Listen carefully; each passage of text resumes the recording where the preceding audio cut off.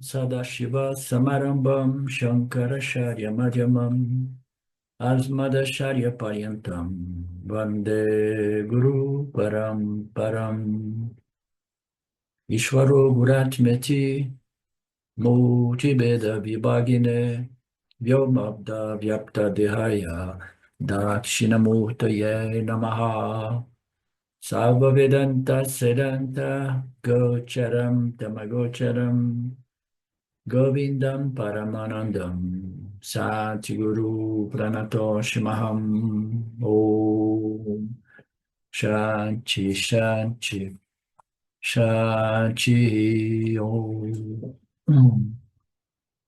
Namastê, bem-vindo a todos. Ah, Antes de iniciarmos aqui, né, o capítulo 11, né, o tema Vishvarupa Darshana, a visão de Deus em sua totalidade, né, que é o tema principal desse capítulo 11, que é uma evolução importante, né, um desenvolvimento importante, porque o devoto, né, o discípulo, aquela pessoa religiosa, espiritual, ela começa a ver Deus em tudo, né? Ver Deus em tudo como a causa material que se manifesta como o mundo físico material. E esse é um estágio intermediário, né? No sentido do nível de desenvolvimento, a maturidade do devoto, né? É um dos níveis intermediários, né? Ver Ishvara como o universo, o cosmos manifesto, fisicamente, né?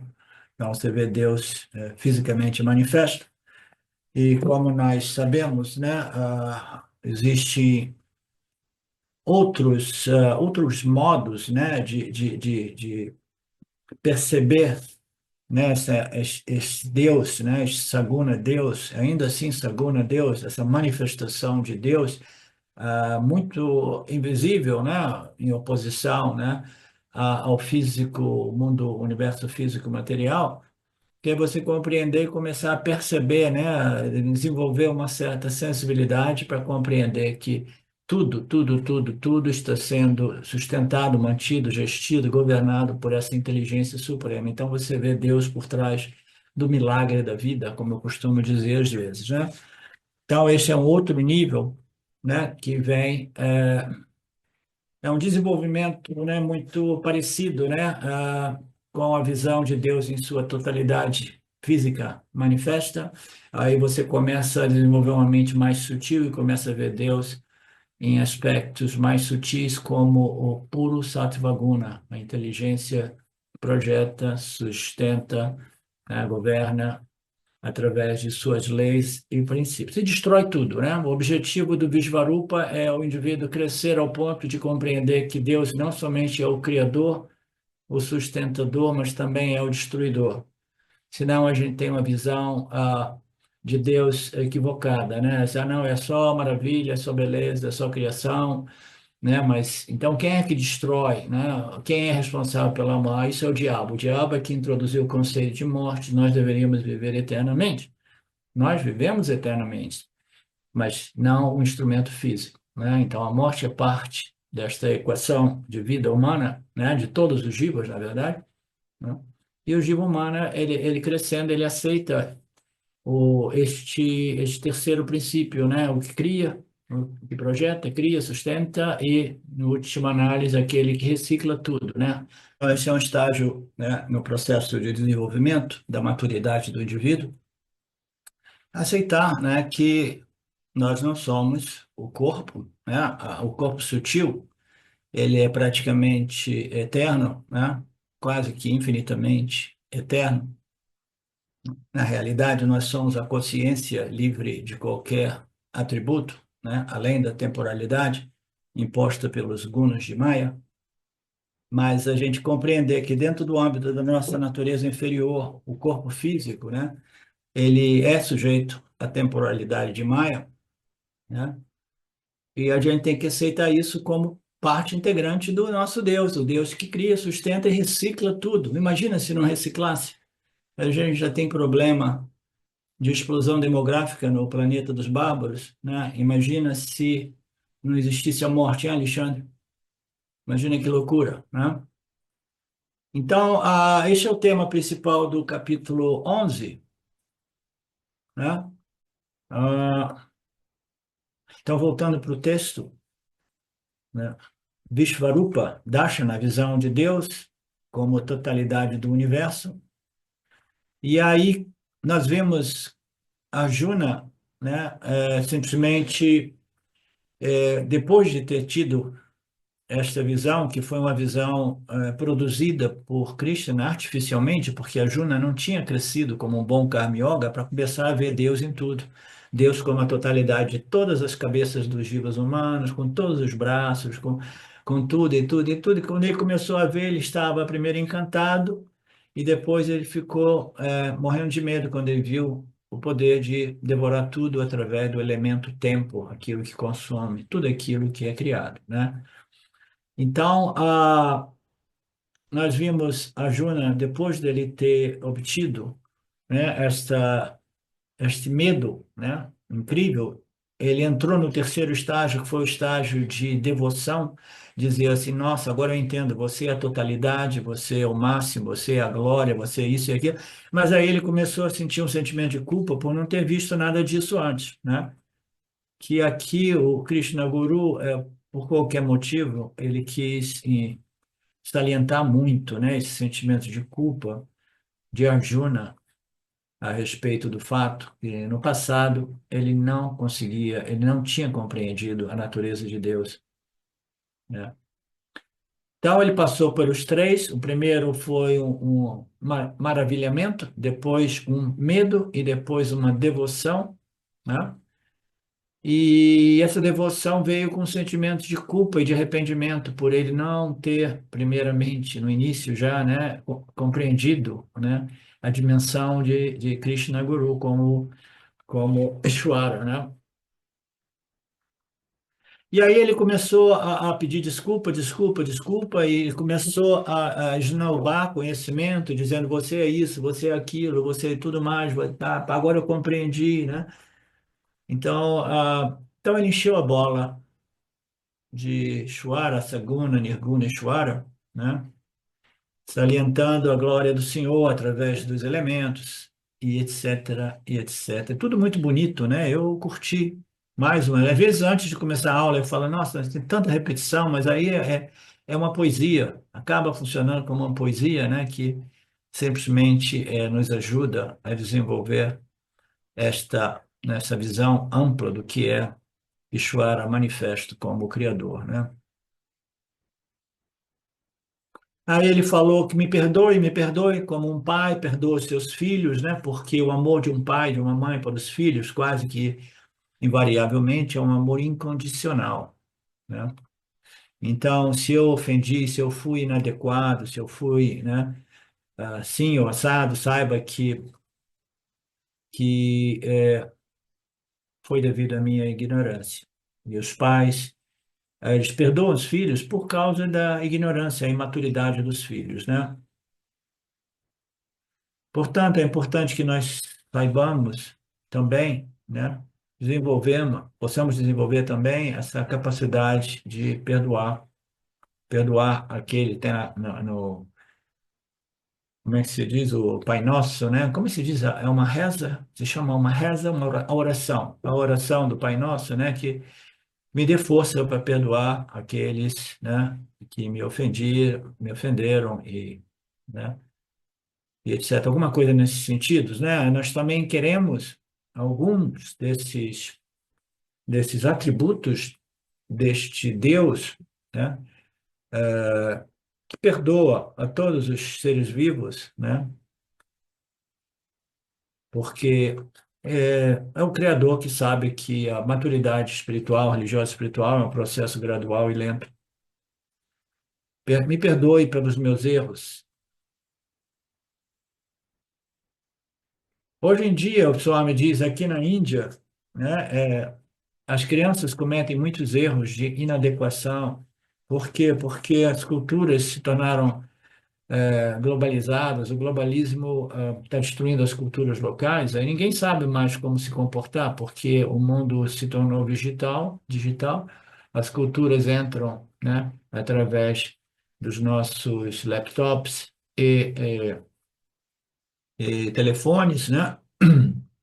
E aí as pessoas cometem muitos erros, fome dizendo isso 20 anos. Hoje em dia, as crianças aqui na Índia são expostas às culturas de todo mundo, e aí existe essa confusão. Elas não sabem mais como se comportar dentro do âmbito da nossa cultura védica, né? Mas aí a cultura védica também está sendo desconstruída, né? Então, é uma situação difícil, Angélica, tá? A gente está num período que o conceito família, Deus, religião, que eram os pilares de nossas sociedades, estão sendo demolidos. Isso serve a um determinado propósito, que é aquilo que vocês não gostam que eu digo, que é a preparação do planeta para uma civilização pós-humana ou transhumana, o transhumanismo que está nos livros de todo o pessoal que desenhou isso já há décadas, né? Portanto, que eu consiga, né, perdoar a todos, assim como eu perdoo os meus filhos, né? Aí ele começa a falar aqui, de novo, dentro do contexto da cultura védica, né? O marido perdoa a esposa por o seu erro, ofensas, insultos. Quando o marido era mais velho, naquele tempo os maridos eram sempre os velhos e a esposa muito mais jovens, né? É típico, né? Em sociedades assim, né? Patriarcais, né? O marido na Índia, até recentemente, né? A última vez eu tive contato com uma pessoa e eu fiquei num dos apartamentos dessa pessoa lá no sul da Índia. E ele, na hora que ele estava pronto para casar, ele já tinha 35 para 40 anos, aí ele foi procurar uma mulher de 18, né? Fora da cidade grande, entendeu? Ele escolheu porque ele queria moldá-la segundo, né, a sua cabeça, os seus valores, isso e aquilo. Então, os maridos, né, na Índia, sempre muito mais velhos, as esposas mais jovens. E as esposas são discípulos dos maridos, era assim, né? Porque o marido tinha muito mais acesso à educação e cultura. Então, a esposa é considerada uma discípula, mas nos dias de hoje as esposas se rebelam, ninguém quer mais ser discípula de seus maridos. Isso está rolando na Índia também. Não quero dizer se essa história de casamentos arranjados, né, desses modos são melhores ou piores do, do, do que daquilo que ocorre, né, nas sociedades ocidentais, né, o liberalismo, né? Mas ainda assim, tudo está mudando muito rapidamente, do mesmo modo que a esposa possa perdoar os maridos pelas, né, violências, pelos pecados, erros, e etc. Que todos vocês, aí ele fala assim, não, não sou uma pessoa, eu sou uma pessoa errada para falar sobre isso, porque ele nunca teve uma namorada, né? Já pequenininho, ele virou sannyasi, etc. Foi muito jovem, né, para estudar Vedanta, não teve esposa, né? Mas eu não posso falar nada disso, mas é melhor que a esposa perdoe o marido perdoa a esposa, que vocês possam amar uns aos outros, né, sem expectativa de superioridade e inferioridade, né? Esse é o ponto mais importante nos dias de hoje. Eu não estou dizendo tudo isso, isso é o Gita que está dizendo. Eu sou a pessoa errada para falar sobre essas questões, né, de relacionamentos.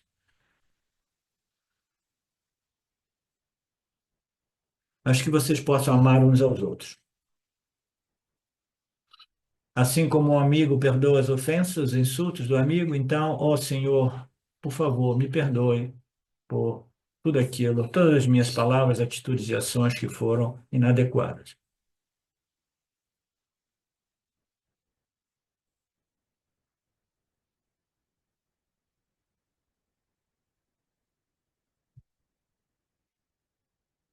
Ok, aí o Swami começa a falar aqui sobre a vaca leiteira, a vaqueira leiteira e outras coisas dos Puranas, tipos diferentes de devoção. a devoção do filho para o pai, do marido. Então, essa também é uma forma de bhakti, chamado Madhura Bhakti, é uma devoção doce. Aí ele dá um exemplo aí que eu não conheço, do Gopi, da vaqueira leiteira, ou do Radha, a deusa do amor e da maternidade. Então, são todos exemplos bonitos, purânicos, deste amor incondicional, deste perdão incondicional. É um bhakti muito bacana, né? Você é, além de tudo isso, né? Você é o máximo.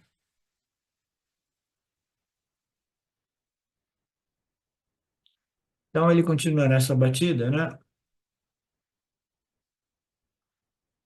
Que você seja como marido, que você seja como amigo, que você seja como filho, que você possa perdoar e esquecer sem guardar ressentimento de ninguém, né? Isso é uma atitude bacana e importante. Ressentimento tem que ser deixado para trás. Pior que quando ele é depositado no inconsciente, aí é difícil você deixar para trás.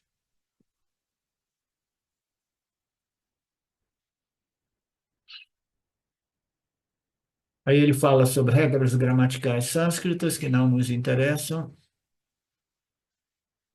Portanto, assim como as pessoas se perdoam umas às outras, perdoai por as minhas ofensas, assim como, né, eu devo perdoar aqueles que me ofenderam, alguma coisa assim. Então, verso 45, vendo a forma universal de Krishna, que não tinha sido visto antes, né? Arjuna, agora é ele que está falando. Arjuna, eu estou encantado agora que eu vi a sua forma, tá? Então, Arjuna pediu, pediu, pediu, pediu, né? E Krishna dizia, olha, isso é um processo gradual, você vai desenvolver tudo isso na medida que você for deixar de ser um devoto, né? Devoto de um Deus, né? Definido por um nome, uma forma, e você vai compreender um Deus que encompassa todos os nomes e formas. Isso é gradual. Ah, não, mas eu quero ver, eu quero ver, eu quero ver. E aí, tendo visto a sua forma cósmica universal, eu fiquei encantado. Ao mesmo tempo, a minha mente fica aflita, porque o medo veio à superfície quando eu vi o seu poder destruidor, consumidor de tudo. Mostre-me essa forma antiga, familiar de si, ó Deus, dos deuses, Lord Krishna, ó Senhor, que é a morada do universo, seja gracioso e volte a aparecer diante de mim, assim como você é, o meu amigo Krishna. E assim, isso é muito bonito, tem elementos muito profundos aqui, porque a visão espiritual, em geral, né, uma vez desenvolvida, você não pode desfazê-la. Assim, a gente diz o autoconhecimento é aquele conhecimento simples, direto e imediato a respeito da sua real natureza. Uma vez obtido, jamais é esquecido, porque é como andar de bicicleta. Do momento que você encontrou aquele equilíbrio justo, você jamais perde, é inconsciente, é lá, é presente sempre, né? Então, o desenvolvimento dessa visão Visvarupa do Senhor, né, que reflete, né, como esta emoção, sentimento devocional que purifica mais rapidamente ainda este processo. Então, isso aqui, uma vez obtido, né, ele é retido. É por isso que a gente diz que o corpo é destruído, né, aquilo que você obteve em termos de desenvolvimento espiritual é retido na sua mente inconsciente, é retido no seu corpo sutil causal, e você não perde. Por isso que nós dizemos, né, aquilo que a gente ganha através do Karma Yoga jamais é perdido, né? Jamais é perdido. Então, aquilo que você obtém através do seu esforço pessoal, gradual, etc., etc., você jamais perde. Não somente isso, se for um processo gradual, na medida que você compreende Deus em sua totalidade, totalidade de todos os pares opostos, aí você obteve aquela compreensão através de uma maturidade que irá cancelar ou neutralizar o elemento medo do aspecto consumidor, destruidor de Deus. Entendeu? Porque você é um ganho seu, pessoal, gradual. Então você, né, passa pelo maravilhamento e depois você leva um sustinho, mas aí você cresce, você compreende, né, que a lei mais fundamental desta ordem física material é que tudo que é constituído é destruído. Então você aceita com total maturidade. Então você desenvolveu essa visão Svarupa, que você já não perde mais, e que já não causa o medo e o terror, tá? Porque foi um ganho seu através dos seus esforços pessoais, tá? Mas não é o caso de Krishna, de Arjuna. Arjuna insistiu, Krishna disse: você não está preparado.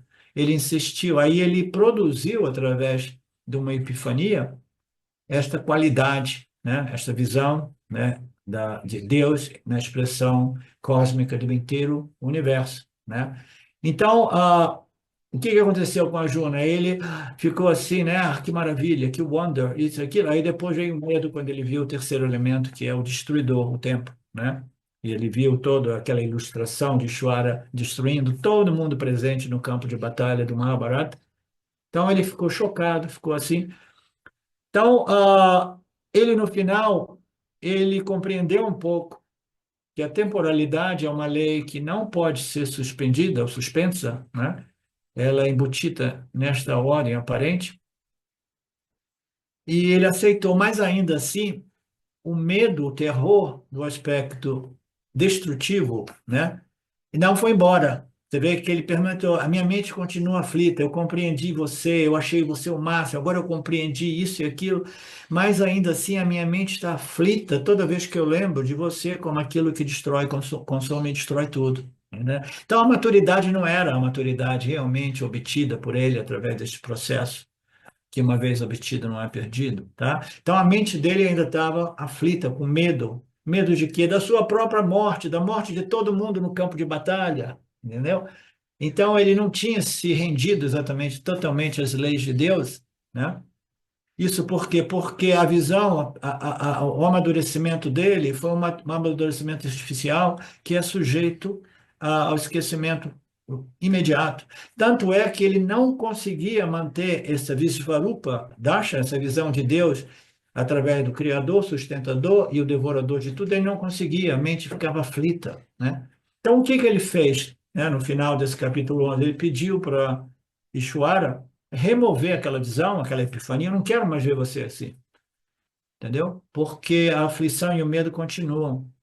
Eu quero ver você como eu via antes, como meu amigo pessoal, que agora é a minha deidade pessoal. Agora você é o meu Lord Krishna, o meu Krishna Guru. Eu quero ver você como o meu guru, esta pessoa, né? Essa entidade maravilhosa, sábia, né? Mostre-me de novo a sua forma familiar, ó Deus dos deuses, né? Seja gracioso. Eu não quero mais ver você assim. Agora imagine a situação de alguém que tem uma visão, isso tem diversas ramificações, mas diversas, né? É muito bacana isso, né? Porque eu conheci muitas pessoas que tiveram um vislumbre do que significa Aham Brahmasmi, tá? E viveram a partir daquela perspectiva de autoconhecimento por um período de tempo, né? E depois perderam aquilo, tá? Depois perderam aquilo. Por qualquer motivo, a pessoa não estava madura o suficiente para reter aquela sabedoria, aquela perspectiva de conhecimento, né? Aí elas perderam, né? Perderam, mas elas não queriam perder. E aqui, Krishna obteve algo que ele já não queria reter. Por quê? Porque ele não estava preparado para reter também, entendeu? Então, é quase como se uma pessoa, eu tive um vislumbre agora de moksha total, isso e aquilo, mas eu sei que eu não estou preparado para reter, então eu não quero mais essas epifanias, não quero saber de nada disso, porque no final das contas me deixa com um gosto amargo na boca. Eu conheci duas pessoas que depois me diziam que depois da epifania, a Aham Brahmasmi, que eles tiveram a compreensão, né, de que eu sou livre, independente de tudo isso, que só existe a consciência, são compreensões vagas, mas ainda assim a experiência daquela perspectiva estava presente nessas pessoas. Elas diziam que depois que aquilo lhe passou, a vida se tornou muito mais miserável para elas, porque elas tiveram, né, uma experiência, né, de um outro ângulo, né, que veio e foi embora, né? Então, por tudo isso e mais, o Vedanta, os Vedas aconselham, né, que nós deixemos de lado essa busca por satóris ou samadhis, ou experiências libertadoras que vêm e vão, porque aquilo ali acaba deixando o indivíduo com um gosto amargo na boca, querendo mais, melhor, querendo duplicar determinadas, experiências, momentos, situações. A sabedoria espiritual ela tem que ser construída numa base sólida, alicerce sólido, tijolinho por tijolinho, gradualmente, né? Com a ajuda do professor e da escritura. Então, a Júlia expressa essas emoções. Eu estou em conflito, uma parte da minha mente se acha, eu fui abençoado, eu tive essa visão de Deus, isso e aquilo, mas putz, mas eu não queria, né? Eu não queria ver que ele também é o destruidor de tudo, né? Essa outra parte eu não gostei, né? De um lado eu me sinto um sortudo, né? Por outro lado, eu me sinto realmente estressado, né? Com esta visão da sua forma cósmica que engloba tudo, o bem e o mal, o Dharma e a Dharma, a alegria e a dor, o amor e o ódio, tudo está incluído nesta visão de Deus. Foi muito para a Juna. E a Juna pensa, é tão raro que alguém possa ter esta visão de Ishvara deste modo, né? Que eu deveria me sentir um sortudo. As pessoas estão com inveja de mim. De um lado, eu me sinto realmente abençoado, por outro lado, eu me sinto temeroso, estressado, ao ver todos os meus familiares sendo esmagados na boca do Senhor, né? Imagina você ver, já o seu filho, tua mãe, seu pai, todo mundo sendo destruído, né? O que está acontecendo? A dissolução de Kali Yuga, tudo está sendo destruído. Assim. Isso também é Deus? Sim, isso também é Deus, né? Imagina, né? Se a pessoa não está preparada realmente, né? E a Juna não estava, porque não foi uma conquista sua gradual. Ele viu o Senhor destruindo implacavelmente todas as pessoas no campo de batalha, e essa ideia de que Deus talvez seja cruel criava aquela dúvida: o que é Deus, né? É esse princípio, né, compassivo, benevolente, auspicioso, ou ele é o diabo encarnado, né? Essa entidade destruidora, né? Então, a angústia, a dúvida, a confusão, devido à falta de maturidade. E Arjuna, ele falou, não, não, eu não aguento mais esta contradição na minha mente. Eu quero que tudo volte a ser como antes. É difícil imaginar que tudo volte a ser como antes, né? Que às vezes você tem uma visão de luz assim, as coisas nunca mais vão ser como antes, né? Em Tamil, né, a língua lá do sul da Índia, existe um exemplo, um paralelo. Eu não consigo engolir e não consigo engolir, e ao mesmo tempo é doce, é agridoce, mas também eu não consigo cuspir para fora. A Juna se sente nessa situação, né? É aquele doce, agridoce e amargo, né? Que o indivíduo está ali agora, né? O que eu faço disso, né? Então, o ensinamento é muito simples, a vida é sempre assim, doces, frutos doces e frutos amargos, né? Você tem que saber aceitar ambos com equanimidade, mas somente uma pessoa muito madura aceita a morte e não somente o nascimento. Aceita o nascimento, o crescimento, o envelhecimento e a morte, né? O medo é dominante na mente de Arjuna porque ele foi obtido artificialmente através da bênção de Bhagwan, de Krishna Guru. Tudo aquilo que é obtido artificialmente, né, é problemático, porque, né, não foi obtido através do nosso esforço, das nossas sadhanas espirituais, né, da nossa persistência sistemática, né, neste processo de crescimento espiritual. E isso por quê? Porque se as minhas sadhanas não estiverem presentes, produzindo esta visão de Deus, né, mas se ao invés a minha visão de Deus for obtida sem sadhanas, sem o Karma Yoga, sem nada disso, mas através de uma bênção, né? O que ocorre com meus quereres e não quereres, né? Os meus apegos e aversões. Eles permanecem lá. Artificialmente eu tive uma visão, mas essa visão não destruiu os meus quereres e não quereres, gostos e desgostos, desejos e aversões. Desejos e aversões é um elemento da ignorância humana que só pode ser cancelado através do conhecimento espiritual. conhecimento desse mecanismo que produz desejos positivos e desejos negativos, que é a semente do sofrimento psicológico humano. Então, essa visão artificial não fez nada com os desejos e aversões de Arjuna, tá? Mas se ele é obtido gradualmente, ele só é obtido gradualmente na medida que gradualmente os nossos quereres e não quereres são neutralizados, minimizados, gradualmente, mas certamente, através desses processos. Mas quase todo mundo quer uma experiência, né, mística, esotérica, energética, né, que possa resolver o problema. A gente vive em sociedade instantâneas, resultados imediatos, instantâneos. Sim, Betânia? Oi, professor. Vou compartilhar uma coisa pessoal, eu não faço isso, mas é que eu lembrei dessa passagem. No dia que eu falei para o senhor que eu queria compartilhar o Gita, há um ano e meio atrás, foi o mesmo dia em que o meu parceiro falou que queria separar, né? E aí eu fiquei um pouco triste. E no dia seguinte, caminhando na praia, vinha uma frase assim: quer compartilhar o Gita? Então, primeiro capítulo é o desapego, né? E aí eu falei assim: ah, não, não quero desapegar disso, não, né? E aí eu dei um passo para trás e falei: o que que eu estou falando? Eu falo que os ensinamentos e o estudo do Vedanta é o mais importante, agora estou falando que não quero desapegar, né, desse amor ali, né? E aí eu falei, não, eu vou compartilhar o Gita, que venha o que seja, né?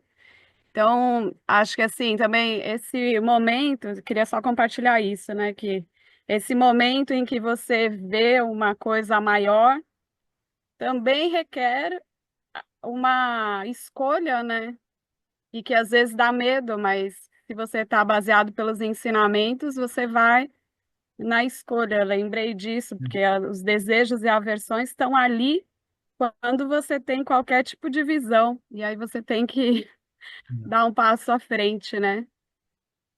Sim, essa visão que você teve, né, ela também depende, porque você tem que fazer uma escolha quando você vê algo assim, né? Você tem uma visão, né, uma sacada dessa assim, e ela envolve também a sua capacidade de escolha, de discriminação, né? Então, para você escolher, né, sacrificar o seu apego no altar do crescimento espiritual, requer também uma discriminação muito boa, entendeu? Apesar dos pesares, apesar das dores, eu quero crescer, eu não quero permanecer agarrado, dependente, apegado a uma outra pessoa, né? Então, existem diversos elementos, inclusive a discriminação e o valor, né? A compreensão do valor do autoconhecimento, porque a maioria das pessoas, elas não têm um valor realmente muito bem estabelecido, profundo, do que seja os frutos desta elevação espiritual, entendeu? Você só sacrifica o inferior no altar de algo muito superior, e você só sacrifica o inferior no superior se você compreender o valor do superior e os defeitos do inferior, tá?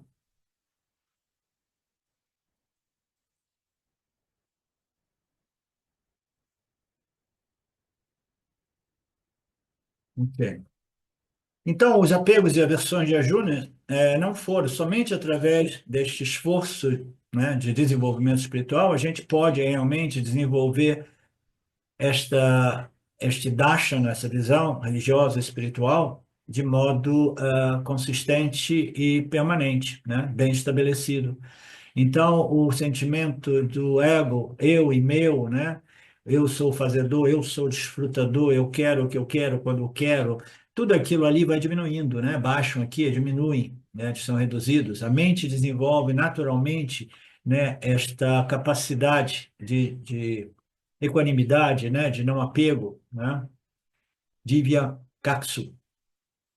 E quando obtivermos naturalmente o Divakaksu desenvolvido, a visão, o Vishvarupa não será algo assustador, mas no caso de Arjuna, ele foi dado. Então, se é realmente bem estabelecido, você não tem nenhum problema com a morte, né? Porque eu compreendi essa ordem aparente, ela envolve nascimento, crescimento e morte. Não tem mais nenhum problema com a morte, porque eu sou um devoto maduro, tá? Então, mas se você não é um devoto maduro, você vai continuar assustado com a morte e vai continuar confuso a respeito da natureza de Deus, porque você quer que a natureza de Deus seja somente aquilo que cria e sustenta e jamais aquilo que destrói, né? Então, no caso de Arjuna, ele não tinha realmente purificado e cancelado os seus quereres e não quereres, né? As suas ignorâncias, gostos e desgostos, desejos e aversões, né? Estava tudo ali intocado por a visão mística concedida por Lord Krishna, né? Então, artificialmente obtido, Arjuna não foi capaz de desfrutar realmente totalmente essa visão Svarupa, que foi produzida artificialmente.